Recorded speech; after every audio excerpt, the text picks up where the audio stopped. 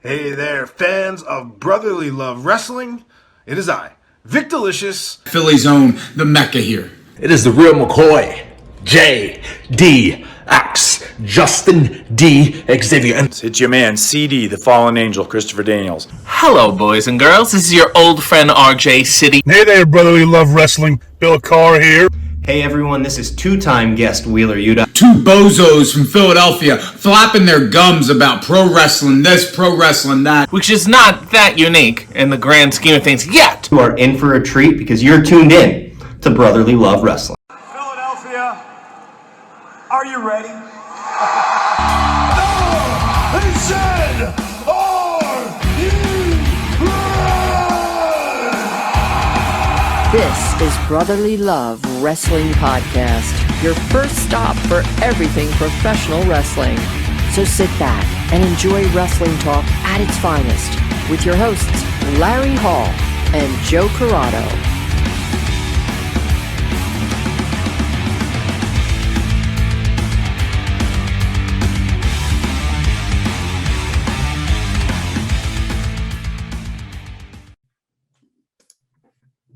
Welcome, everybody, to Brotherly Love Wrestling. And on today's show, we have a member of the Goons. We have Mr. Robb Radke. Rob, welcome to the show. Hello, how are you? Doing good. So this past weekend, you had a show in, what was it, Red Lion, PA? Yep. Which is out past Lancaster, correct? Mm-hmm. Is for SWO, correct? Yeah, so there was actually two shows for SWO, one on Friday in Red Lion, one on Saturday in Seven Valleys. And did you wrestle on both shows? I did. Are you kind of like a mainstay for SWO? Yeah, you could say that. I've worked for them pretty consistently now for probably like close to a year. You consider them like a home promotion? I don't really do like the home promotion kind of thing. I've done it before, and it's just I prefer to not really like attach myself in that way. Do you feel like does it limit you in a way? It does. It can limit you in a way, and it could also just it's a lot of it's a big mental investment sometimes, where if things aren't going well, you take it a little harder. I'd rather just kind of go with the flow. So you're basically saying it's not as much fun. No, it's not, because myself along with the rest of the goons, we put a lot into everything that we do. So when you kind of tie yourself to a promotion in that way, you kind of you put a lot of yourself into that promotion itself. And when, like I said, when things don't go well, it's more taxing. Now, we just recently, within the past couple of weeks, had Killian on, and I wanted to get your perspective on the goons and what it means to be a goon, and why this, I guess we'll call it in wrestling terms, faction. Mm-hmm. if you will, or group. Like, why, what is the main goal, and where are you going to find your most success? So I did a promo a few weeks ago leading up to that high tension show where I wrestled Ryan Mooney, where I kind of outlined what it means to be a goon. Whereas being a goon has opened up a lot of doors for me just through networking. Just because I'm surrounded by super talented people all the time. But the flip side of that is that I'm surrounded by super talented people all the time. So there's a bit of a pressure to keep up, to make sure that you belong in that group of talented people. I mean, I could go through and just tell you, like, every goon is phenomenal in their own way. So sometimes you just kind of, it's hard not to compare yourself and hold yourself to a higher standard. So you guys had at High Tension, you guys had the clean sweep the Goons. Goon sweep. So, I mean, that has to be big, like you said, as the group and being as good as the group is and being on all the parts. That's big for the group to sweep it. And especially with, this is HCW's first event, right? Electric City. Yep. So that's a big, for an inaugural event for you guys to clean sweep. That's pretty big for you guys. Yeah, I think it sets the tone for how the goons are going to be perceived and how the goons are going to operate. Goon sweep, that's our goal every time. Every time there's multiple goons on the show, that's the goal, goon sweep. Now, does that open up the doors to bigger marquee matchups being in the goons, do you think? I would say so. I mean, Kellyanne wrestled JTG on that show. So, I mean, the proof is in the pudding. I mean, me wrestling Ryan Mooney is no small feat for me.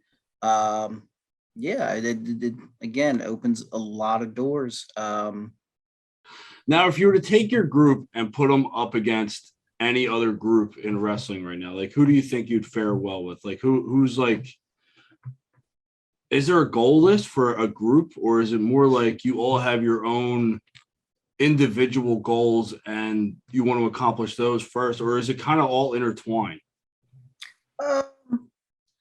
I would say for the most part, we all have our own individual goals.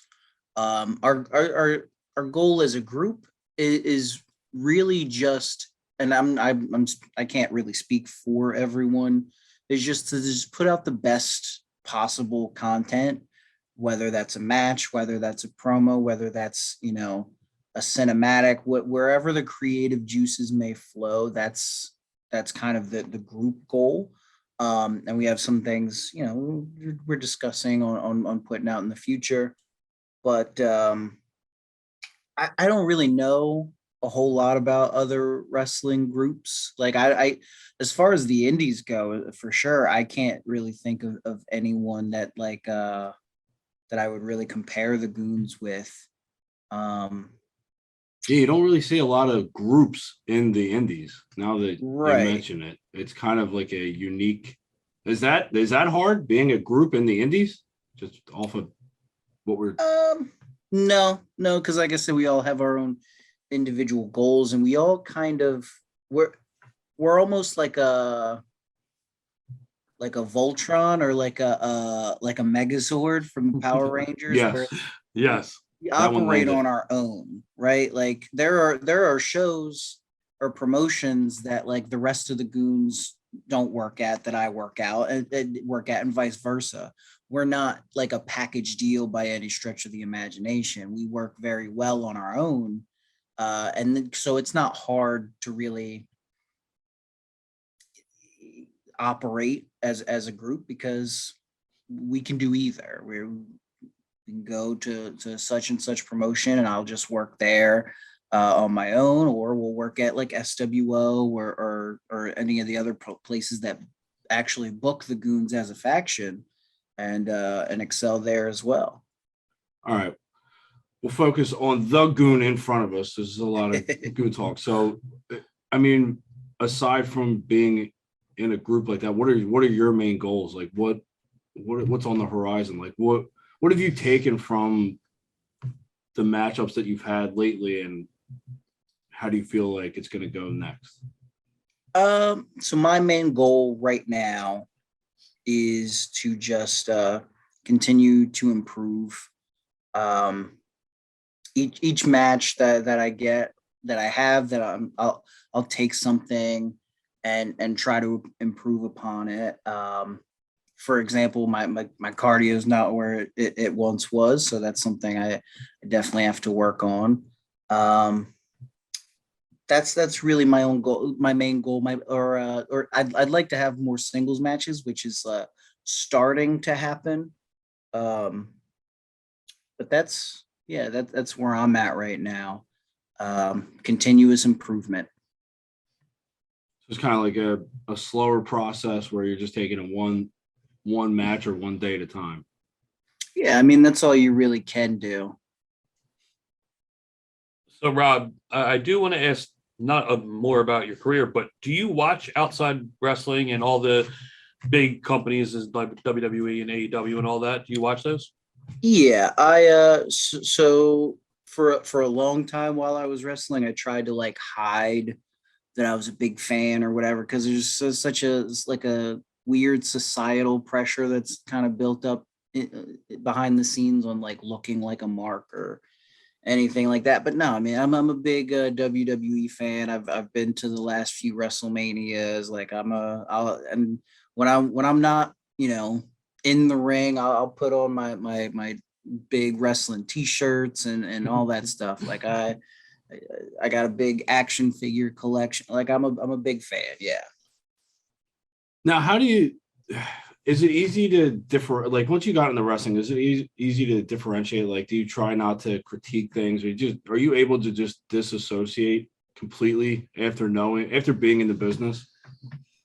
Sometimes, has it tainted you as a wrestling fan? Well, yeah, I mean, it has jade you a little bit.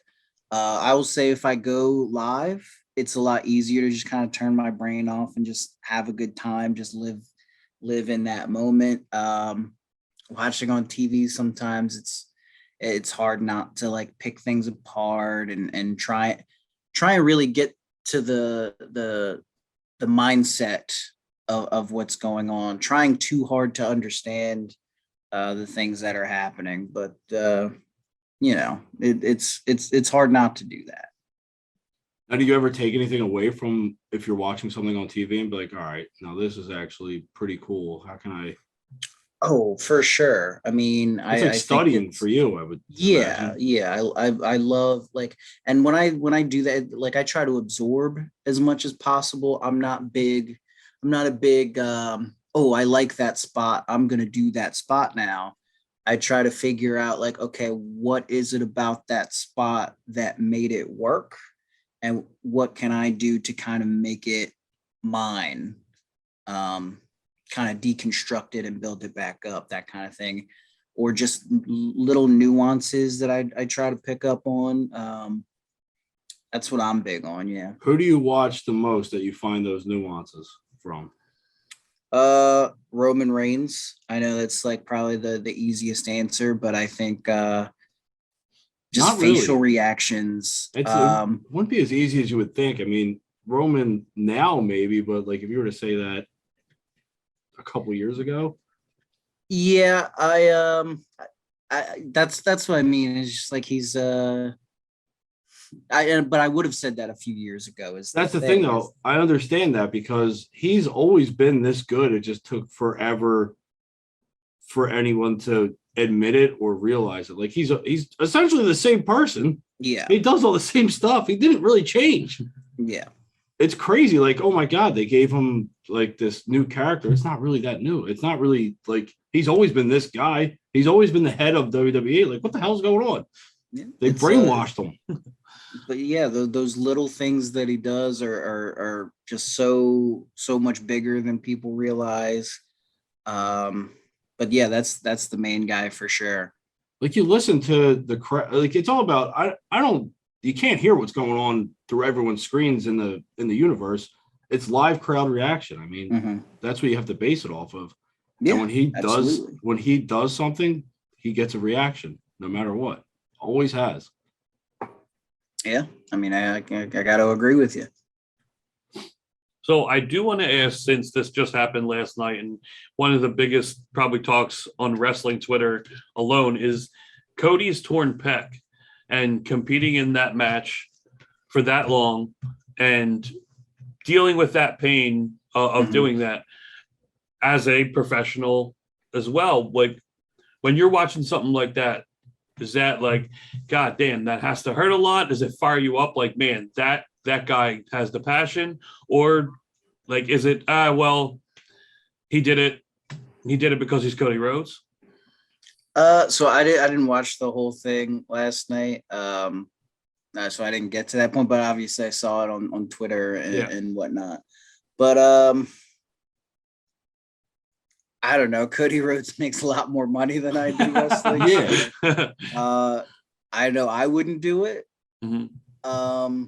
He's in a position where this is his only job. Yeah. And they're going to pay him for his time off because he's already got a contract. Right.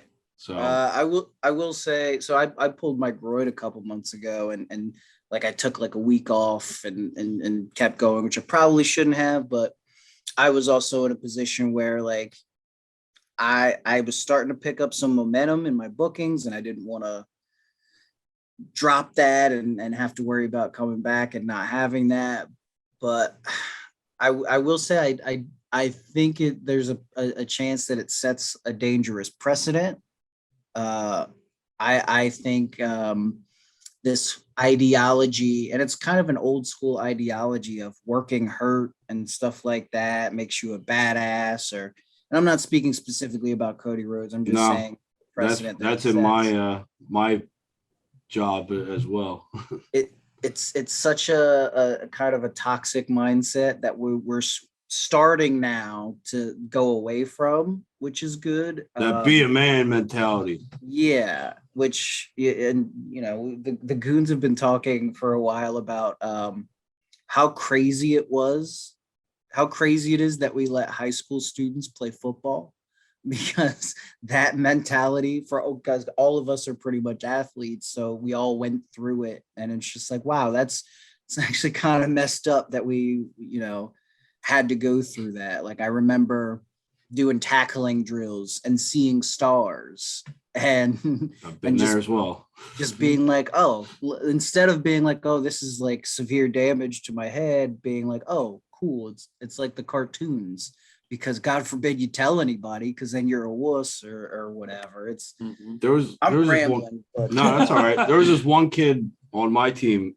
who would run as fast as he possibly could, but he would put his head down and he would lead with his head every single time. And he would it's like, I don't know, he's not smart today, but I'm going to say that 99% of that was because of the head trauma. Probably. I mean, I remember like my first day of full contact practice in high school, freshman year. A kid had to be like airlifted out from a tackling drill. And instead of everyone being concerned, we were like, oh, this is awesome. Yeah. It's a weird mindset that we just, you know, toxic masculinity or whatever you want to call it, just be like, oh yeah, work hurt. If you don't rest your body the way it's actually supposed to be rested, you're a wuss and stuff like that. But longevity was never a thing back then. Yeah. Well, I still work hard for some reason. I don't get paid time off. It's just part of the show. So, Rob, I do want to ask. I ask a lot of different wrestlers that we have on this question, because I feel like the advice that people are given, they can take different advice from different people and run with it a different way. So, is there a piece of advice when you were starting or that stuck in your head this whole time that you have used every single day has helped you in your wrestling career? Yeah. I'll say, so my trainer, his name is Sonny Deeds. I know Killian was telling you about him. He's the ghost hunter.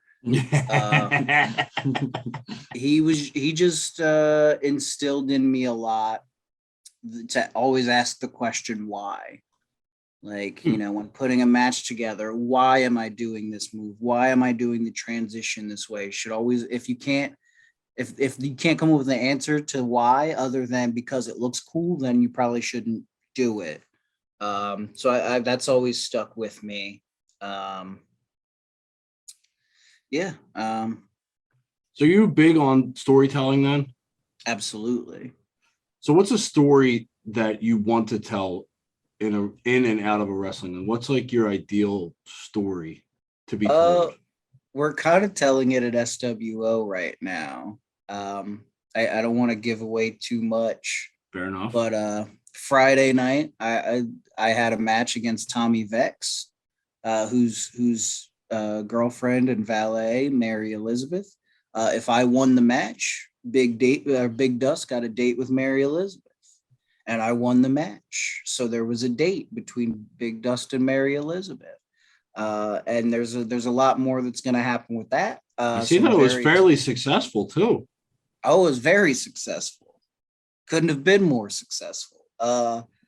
Yeah, but that's the kind of stuff that I like. It's the stuff that surrounds wrestling but isn't necessarily wrestling. Like the match itself was just a means to an end. Like we had to have the match to get to a certain point, to tell this story and do all the fun stuff. Like I feel like for a while wrestling was just about the matches, and I don't know, it's probably the least of my worries, but and maybe says something about me as a wrestler. But I like the fun stuff. I like the shooting the little vignettes and the cinematics and stuff like that. The segments as opposed to the matches. Is that because you feel like the matches get repetitive and it seems like you see the same thing over and over again? You could say that. I'm not trying to put words in your mouth. I'm just no. I just feel like it's hard to say because, it's 2022 and I'm still seeing matches that blow me away. So I can't really say that it gets super competitive, but I do feel like there is a limit to how entertaining a match can be, because at the end of the day, it's a match, but the sky's the limit with all the other stuff. I'll put it this way. It's like, if I watch an action movie nowadays, I don't really remember the sequences of like the fight scenes or anything like that. It's all the stuff that surrounds it that really grabs my attention. So it's just kind of that mindset too. I was thinking Endgame the whole time you were talking about that. That's a Marvel one, right? Yeah. All right. So yeah. Not in the See, Marvel realm.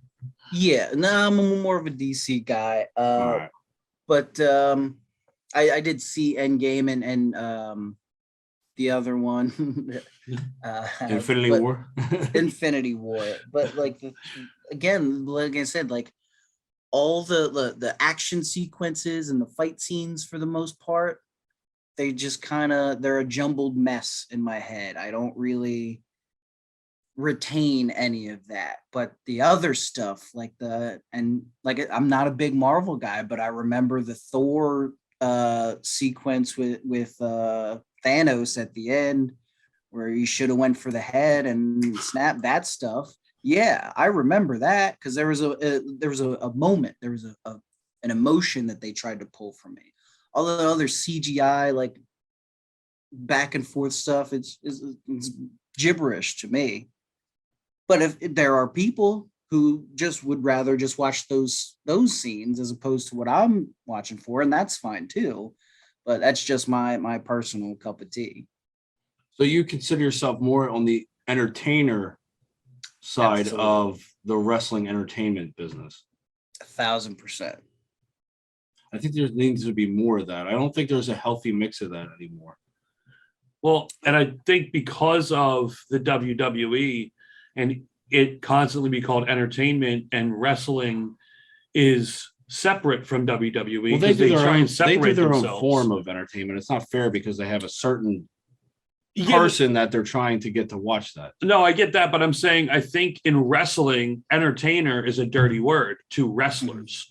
You know what I mean? Just like in WWE, they don't want to be called wrestlers, it's superstars. You know what I mean? Or sports entertainers. So I think when people come out that are on the indies and indie wrestlers say, I'd rather be an entertainer, I'd rather be in entertainment, that's kind of that thing where they're like, oh, you're a WWE guy, like you can't wrestle, like, you know what I mean? I think it's a dirty word now. They call them cosplayers. And I think that's just a negative connotation, that like a narrative that we've kind of damned ourselves with. Yeah. Because it's all the same. Mm-hmm. They're all under the same umbrella. Like the thing I always hear, and I hate to really get into like talking about the big companies too much, but like I always hear AEW is wrestling, WWE sports entertainment. It's all sports entertainment. You know what I mean? Kenny Omega ain't putting on a singlet and headgear and doing a Greco-Roman match with Chris Jericho. It's all sports entertainment. It's all under the same umbrella. It's like a heart, like there's basketball and then there's a Harlem Globetrotters game. Nothing in professional wrestling is basketball. It's all the Globetrotters. You're going to see the Globetrotters beat the Generals. It's going to be a planned out thing. There's going to be stunts. It's not, they're not different.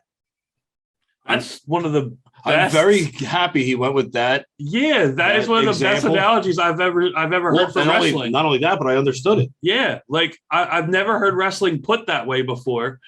And it's probably one Larry of those, lit up when you said that. Yeah, one of the most perfect analogies I've ever heard. It's like something went off in his head, and the sirens are like, "Oh my God, this is it! This is the description I've been looking for." This is like Indiana Jones. Yeah, right. That's just my. You found the holy grail of description of professional wrestling, and it's a good way of defending it because wrestling, obviously, they're both for fun. a while has a bad name among people who aren't wrestling fans. So if you're a wrestling fan, and people look down on pro wrestling. But that is the perfect way of putting it to anyone that does that. By the way, this whole WWE is sports entertainment. They hate wrestling thing is a narrative that fans created themselves. I specifically remember at the same time when everyone was harping on WWE because they don't say wrestling. JBL was on TV every week calling himself a wrestling god. So I don't understand whatever narrative people create in their own minds. How does that catch on though? I don't understand how that catches on with the masses. There's a lot of miserable people out there. It's I don't know. People just have to hate something and they have to justify why they hate something. Yeah, that's what you guys are anti. You guys are like an anomaly. The goons? The goons with the name of the goons, but you're actually all righteous in wanting to make the business better. See, that's what I've been saying for a long time. We kind of get like a reputation as being quote unquote heels, but I say we've always been baby faces because we're just trying to have a good time. We're trying to entertain people. It's their fault if they don't want to enjoy it. Exactly. And we love this great country of ours. Yes, we know. Killian did express the USA chance. I mean, that would kill in the southern states. Mm-hmm. Any major city they go into, I don't think that's happening. No. So we touched on this before, and it keeps catching my eye every time. But this goes to you think of wrestling as an art form, correct? Mm-hmm.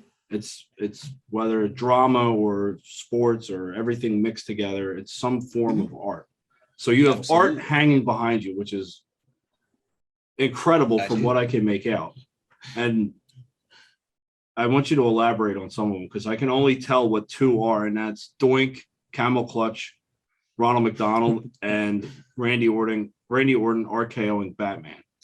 Okay, so I wish I could remember the name of the artist, but there's whoever they are, they have a lot more that you can buy. My fiance and I got these at a show that he had someone had a table up. They were selling the prints of, but I think they also have an eBay store. So yep, I got Doink, Camel Clutching Ronald McDonald, Mankind with the Mandible Claw on Freddy Krueger. RKO on Batman. This one here is Kane choke slamming Jason Voorhees. Up here we have Bobby Lashley with the Hurt Lock on Kratos from God of War. And you can't see it, but I have Sasha Banks with the bank statement on Wonder Woman. Oh, wow. That is awesome. That was my own Wilson. Nice. Wow. Yeah, I definitely got to look them up. That is, I love those. It's pictures. incredible. What do you just get? You just give them two pop culture references and they gel it together. Well, these they're pre-done. Like I didn't suggest any of these. They have like tons and tons and tons more. There's one of like, I think The Undertaker and Ghost Rider. There's a bunch more. That's so interesting. Yeah, it is. Kind of gives you a dive into your personality as well. Are you a horror fan as well? No, I'm actually maybe not. But my fiance is a horror fan, so, and she's also a big Kane fan. So She's a Kane fan. Yeah, she's a huge fan of the mayor of Knoxville. Actually, that's not true. She's not a fan of the mayor. She's a fan of the demon. Yeah, I was gonna say those two aren't the same. Yeah, she constantly has to tell herself Kane and Glenn Jacobs are not the same person. No. But yeah, these and a lot of these, like, I don't even I just think they're cool. I don't. They are very. I'm not a big Freddy Krueger fan, but yeah, it's just cool. It is. Yeah. But you're a big Mankind fan, right? I fucks with Mankind. Who was the idol growing? Have you always been a lifelong wrestling fan? We'll let you go shortly, I promise. Pretty much. I got all night. For the most part, yeah. I had like a period, like a lot of people do in my early teens or whatever, when I was too cool for it. But damn, that's like everybody. So you gotta be right around our age then. Yeah. Growing up, obviously, big Stone Cold fan and more of a rock guy actually, but or Sting, loved Sting. So I recently have done some watch throughs of, like, I've seen every Nitro through quarantine. That was good work by you. Thank you. I'm a bigger Kevin Nash fan than I've ever have been, because I just think he's the coolest person on the planet. Entertainment wise, he had it. Mm-hmm. Yeah. He definitely. I love this TNA stuff. So it's very underappreciated. Because you said that you're such big into storytelling when it comes to professional wrestling. What is the one story as a fan that sticks out in your mind as the best story that you've seen in wrestling? So I'll give a couple. Okay. When I was a kid, Sting joining the Wolfpack was the coolest thing. There was a big build up between, is he gonna join the NWO? Is he gonna join the Wolfpack? Is he just gonna be Sting still? And just the way they did it, I was like, I think 7 years old, just jumping up and down on the couch. It was the coolest thing I had ever seen. And when I did my watch through of Nitro, it held up, still really cool. Absolutely. And I don't want to, like, so just to circle back, Roman Reigns versus Jey Uso, that feud is some of the best storytelling ever. Like, it's crazy good. Also, Kofi Mania, loved that. Were you at that Mania? That was my first WrestleMania. I cried. It was awesome. But I mean, I can't say enough good things about the Roman Reigns Jey Uso feud, because it wasn't wrestling.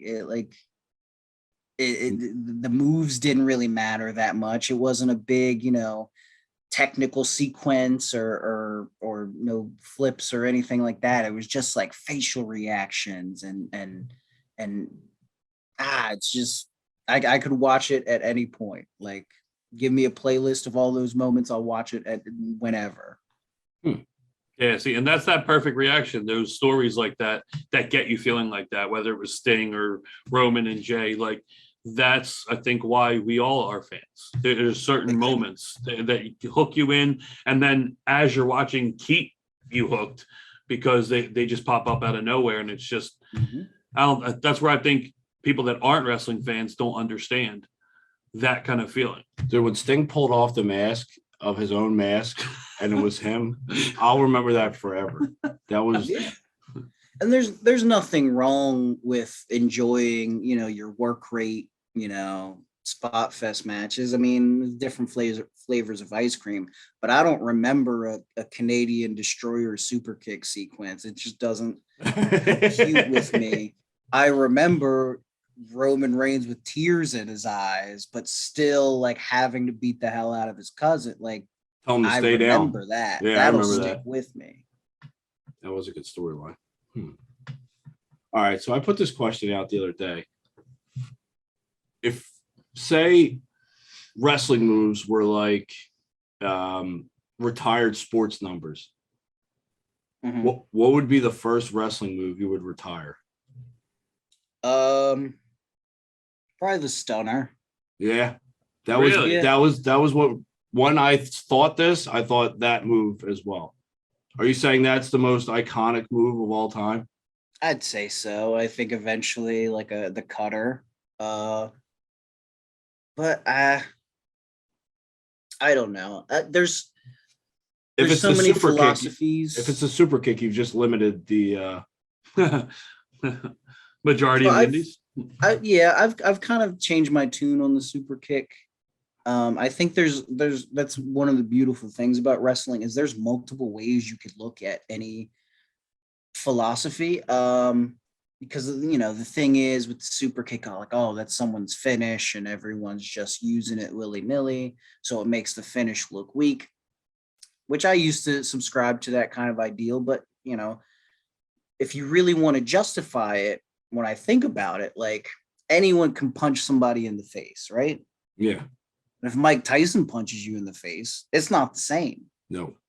So it doesn't make Shawn Michaels' super kick look any weaker if you hit a super kick as a transition in a match. I'm not a fan of it, but I mean, it's just like, oh, anyone can do a super kick, but when Shawn Michaels hits you with a super kick, you're done. It's all the power of the leg, and he had him. Mm-hmm. Yeah. You just got stronger legs than the Young Bucks, I guess. I don't know.